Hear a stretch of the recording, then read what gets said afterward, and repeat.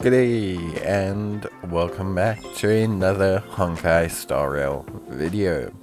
In this video we're going to be taking a look at Planar Relics. What are they, how do you unlock them, and how do you get them? So basically, to unlock Planar Relics is pretty straightforward. You need to pretty much complete the slight prologue to the World 2 questline, main questline, and I don't want to spoil too much, but when you complete that quest line at a certain point, the pop-up will show that you've now unlocked Planar Relics.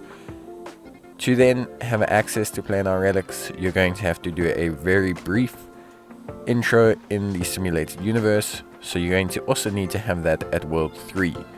So Planar Relics can only be obtained from World 3 of the simulated universe, and you need to do a very small introduction to World 3. You don't even have to complete it, but you do need to do a very small introduction to World 3 so that you can get your hands on your first Planar Relics.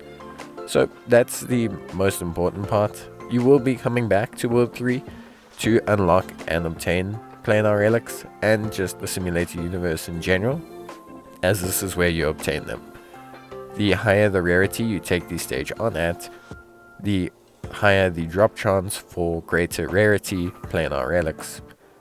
When you're inside the simulated universe, you will find these immersion containers, and these immersion containers basically contain your immersion rewards, and you can sacrifice 2 currencies, either 1 immersifier or 40 trailblaze power to exchange, and you'll get a random allotment of Planar Relics.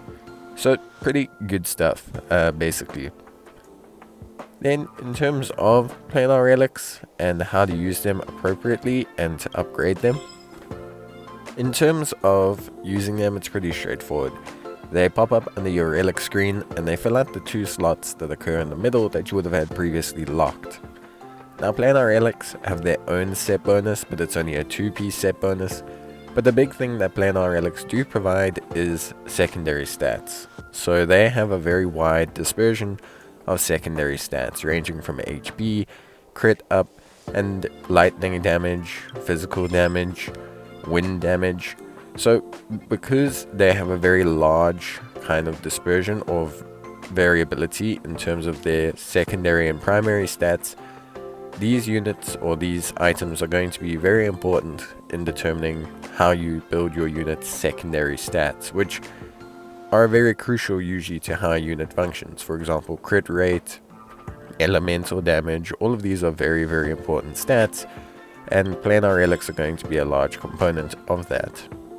Now, they have rarities, obviously the same as gear, so that rarity will affect their starting stats as well as their max level, as you know it does for gear. So pretty straightforward stuff. Obviously, in terms of Planar Relics as well, you ideally want to run the 2 set bonus, especially since it's only 2 pieces. However, if you don't run the 2 set bonus, I guess it's okay.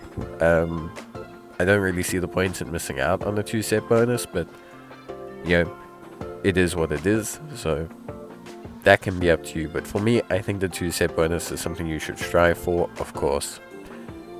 Now, in terms of the actual relics themselves, obviously, if we're looking at them right now, we only have access to 2 Planar Relic set pieces. The further you go in the simulated universe, you unlock access to more.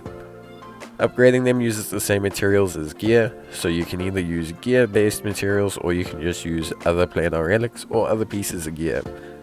Ideally, obviously, you want to upgrade your Planar Relics so that you can get the massive increase in stats, as well as obviously continue to improve your units.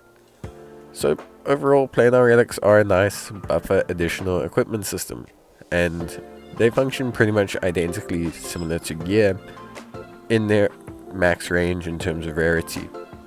The only big difference between them and gear is that they seem to have a wider stat dispersion than gear, with them being able to have multiple different effects, as well as also the fact that they're only a 2 set piece bonus, which is pretty interesting. Beyond that, I think that kind of covers everything you need to know about Planar Relics, at least to get started and to get going. Obviously, once you unlock them, I would suggest getting Planar Relics for every single one of your units. It is going to help you out performance wise, and it's going to obviously make your units do a lot better.